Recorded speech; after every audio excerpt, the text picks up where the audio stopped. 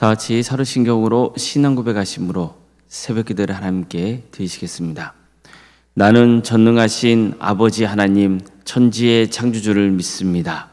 나는 그의 유일하신 아들 우리 주 예수 그리스도를 믿습니다.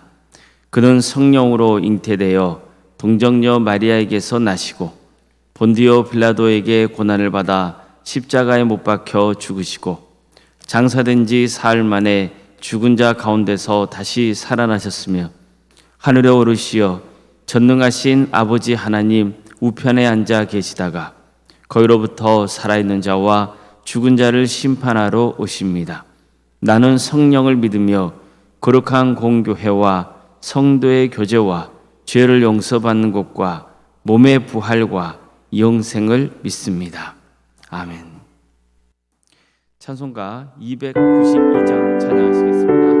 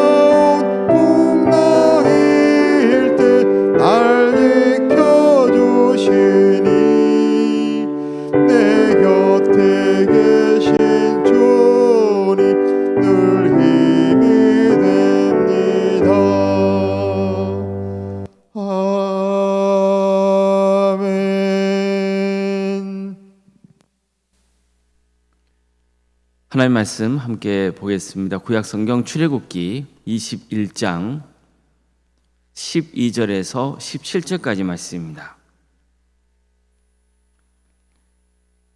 출애굽기 21장 12절에서 17절 말씀입니다.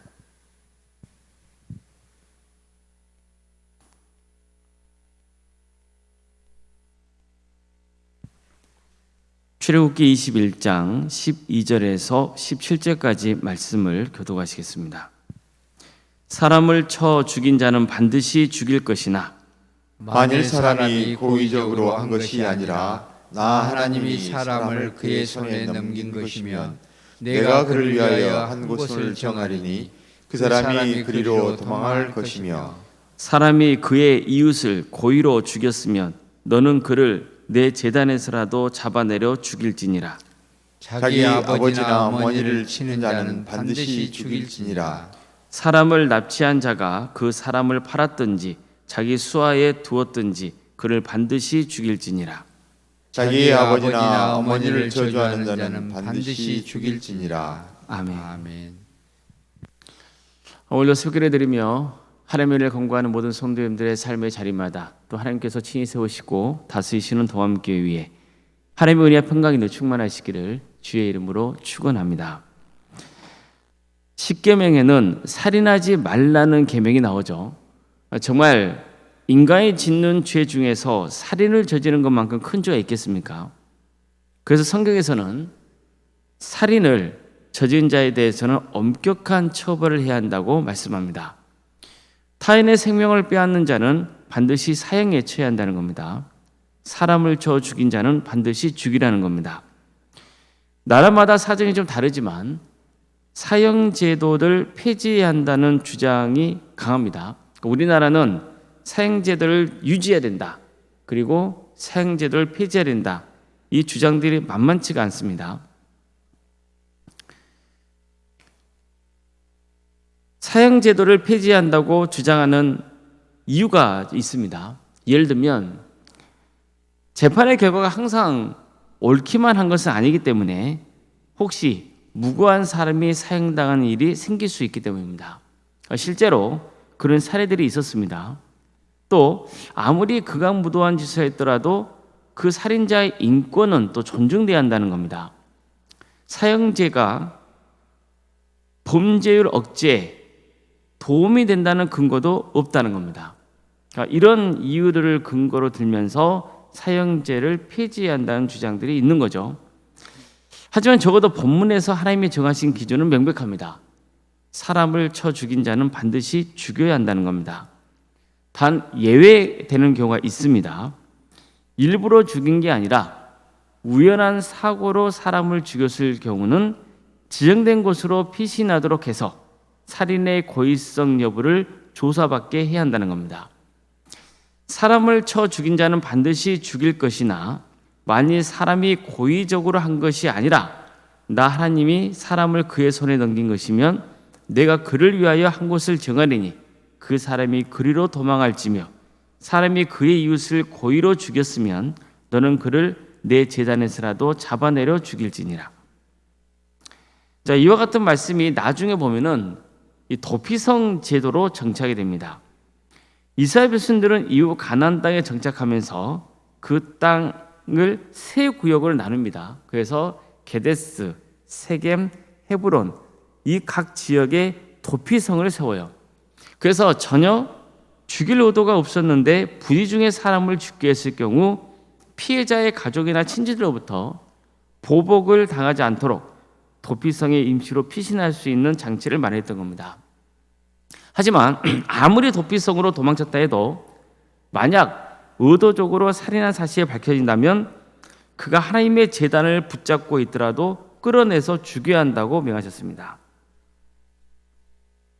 이처럼 하나님께서는요, 의도적으로 사람을 죽인 것과 실수로 사람을 죽인 경우를 엄격히 구분짓고 있습니다.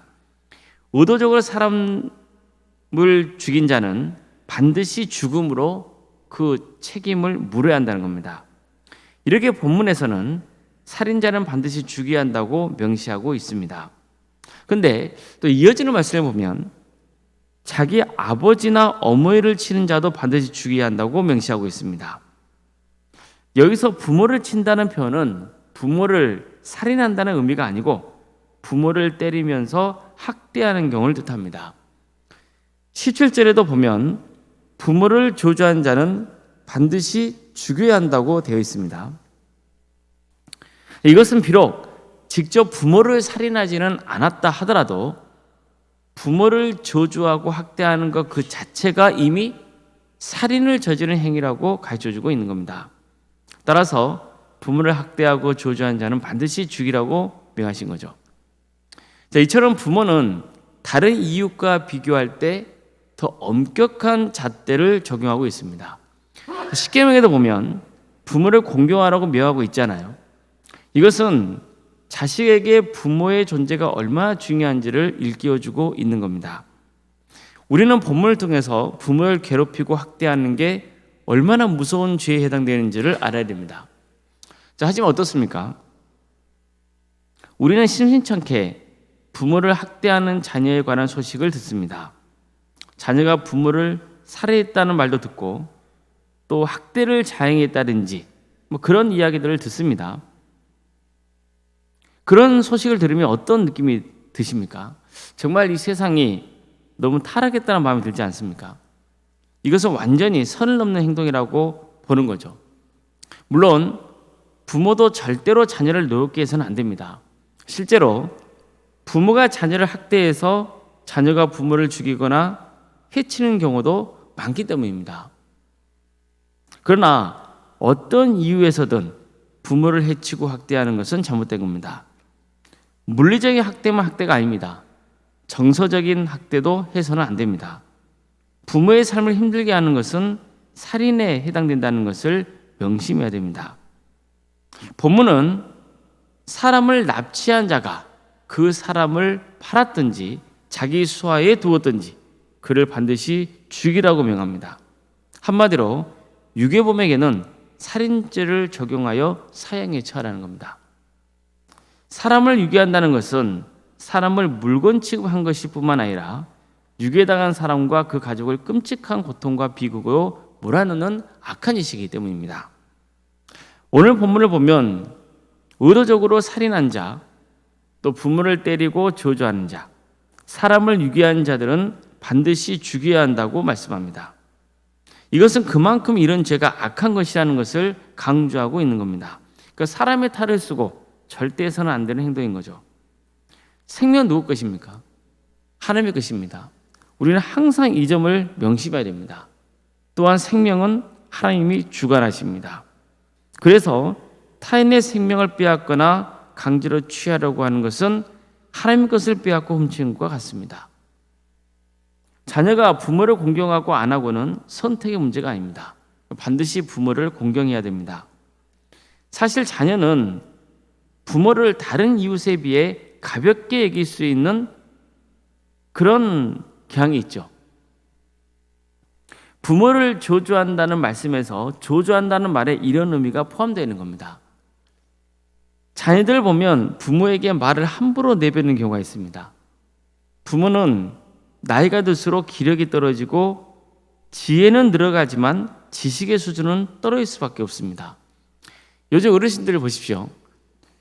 식당이나 카페 등을 가면은 무인으로 메뉴를 선택하고 결제하는 시스템이 되어 있잖아요. 그러다 보니까 상대적으로 젊은 사람들은 이런 시스템에 익숙해 있는데 연세가 있으신 부모님들은 또 난감해하는 경우가 있거든요.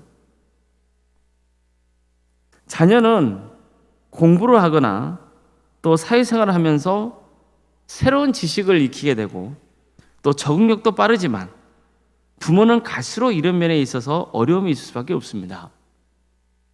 그러다 보면 자녀가 부모를 멸시하는 경우가 생기는 거죠. 무시하는 거예요. 자녀들은 부모의 행동에 대해서 답답해합니다. 그러다 보니 자연스럽게 자녀가 부모를 뭐하려 해요? 가르치려고 하죠. 그리고 무시하는 경향이 있어요. 우스갯소리에 이런 말이 있잖아요. 너는 늙어봤냐? 나는 젊어봤다. 그런 말이 있잖아요. 뼈 있는 말이죠. 절대로 부모나 어른을 경시하지 않도록 조심해야 됩니다. 어른을 존중하고 배려해야 됩니다. 때로는 부모의 생각이 틀렸다 해도 곧바로 논쟁하거나 다투거나 가르치려 들지 말고 부모의 마음이 상하지 않게 지혜롭게 또 대처를 해야 됩니다. 어쨌든 부모를 공경하라는 하나님의 말씀을 늘 마음에 들고 살아가야 됩니다. 하나님이 생명을 경시하고 해치는 문제에 대해서 강한 처벌을 명하시는 것은 그만큼 그 문제가 중요하기 때문이라는 것을 항상 명심해야 됩니다.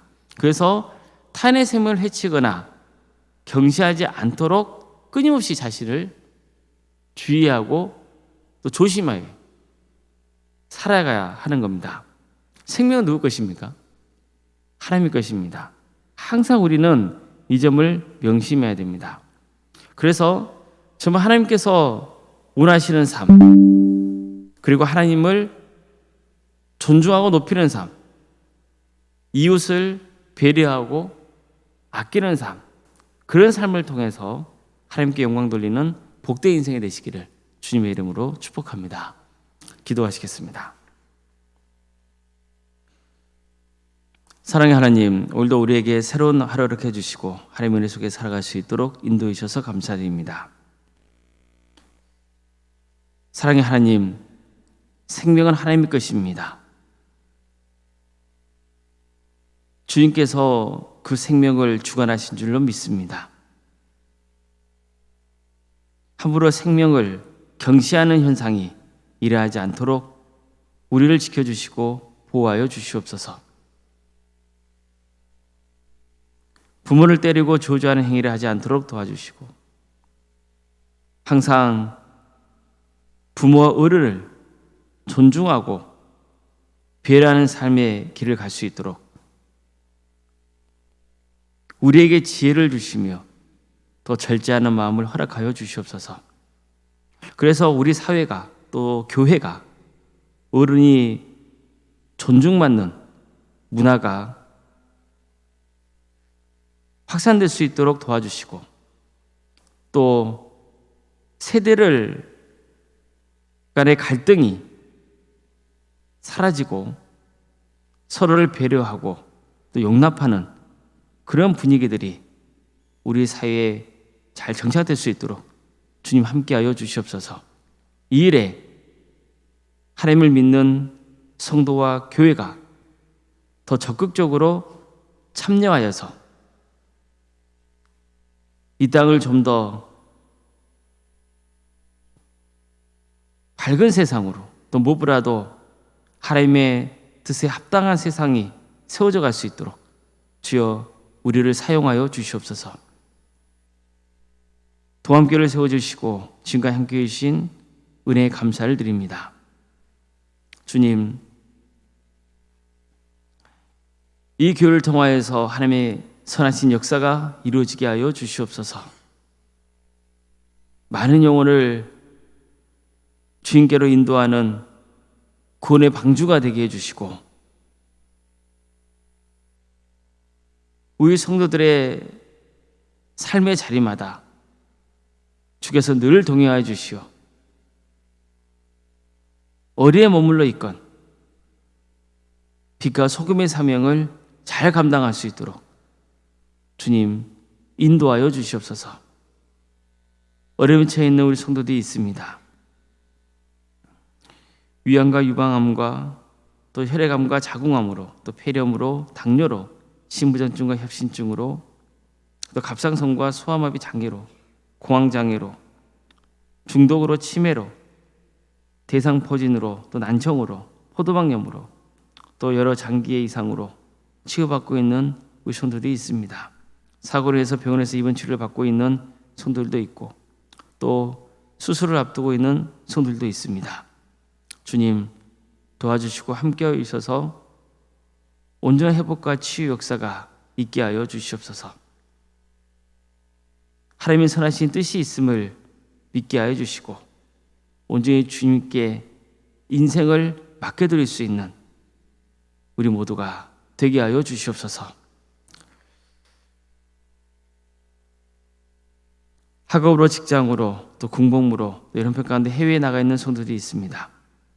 그들이 어디에 머물러 있건 그들의 삶을 주관하여 주시고, 하나님의 자녀다운 삶으로 주께 영광 돌릴 수 있도록 인도하여 주시옵소서. 자녀의 잉태를 바라는 가정도 있습니다.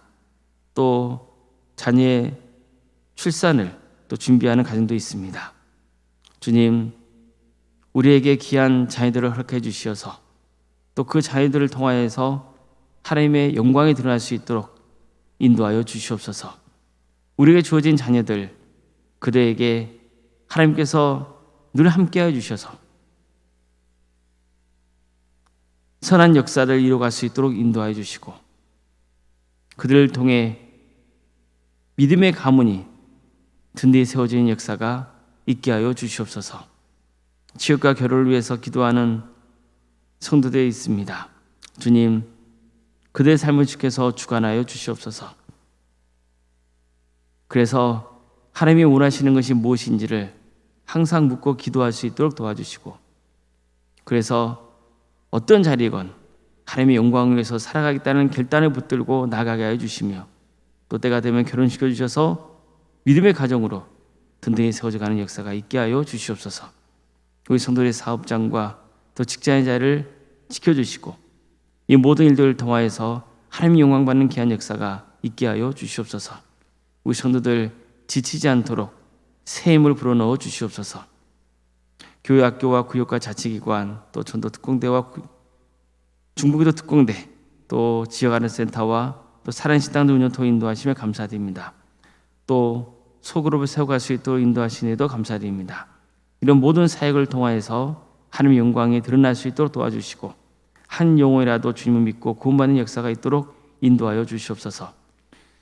이번 주에 교사 교육이 있고 또 청년부 수련회도 있고 또 부흥회를 앞두고 있습니다. 모든 사역 가운데 함께해 주셔서 이 기회를 통해서 우리의 신앙이 자라고 또 새롭게 변화되는 역사가 있게 하여 주시옵소서. 오늘 생각 사모님 성령 충만케 하여 주십시오. 또 평안의 축복을 보여주시고 믿음의 가정으로 세워져 갈 수 있도록 인도하여 주시옵소서. 장로님 안수 이사님 또 권사님 집사님 교육자 모두에게 성령 충만의 역사를 허락하여 주시고 주신 직분을 잘 감당하여서 하나님께 칭찬받는 복된 직분자들이 다 될 수 있도록 주여 함께하여 주시옵소서. 오늘 저녁에는 수요일 밤 예배로 모이게 됩니다. 많은 성도들이 모여서 하나님의 예배케 하여 주시고 그 예배를 통하여서 주님을 인격적으로 만나는 역사가 있게 하여 주시옵소서. 우리와 새 힘을 얻고 또 인생이 변화되는 역사, 그 삶께 기쁨을 드리는 복된 삶의 길을 갈 수 있도록 주여 함께하여 주시옵소서. 이 나라의 하나님의 공의와 정의가 바로 세워지게 하여 주시옵소서. 억압하고는 북한 동포를 하루속히 해방과 자의 기쁨을 맛보게 해주시고 하나님 나라를 선신하고 있는 목회자들과 선교사들의 삶을 주께서 늘 주관하여 주시어 그대 헌신을 통하여서 많은 구원의 열매가 맺어진 역사가 있게 하여 주시옵소서. 주님, 오늘 하루의 삶을 주님께 온전히 의지합니다. 도와주시고 함께하여 주시옵소서. 주님 영광받아 주시옵소서. 거룩하신 예수님의 이름으로 기도드리옵나이다. 아멘. 하늘에 계신 우리 아버지, 아버지의 이름을 거룩하게 하시며 아버지의 나라가 오게 하시며 아버지의 뜻이 하늘에서와 같이 땅에서도 이루어지게 하소서. 오늘 우리에게 일용할 양식을 주시고 우리가 우리에게 잘못한 사람을 용서하여 준 것 같이 우리 죄를 용서하여 주시고 우리를 시험에 빠지지 않게 하시고 악에서 구하소서. 나라와 권능과 영광이 영원히 아버지의 것입니다. 아멘.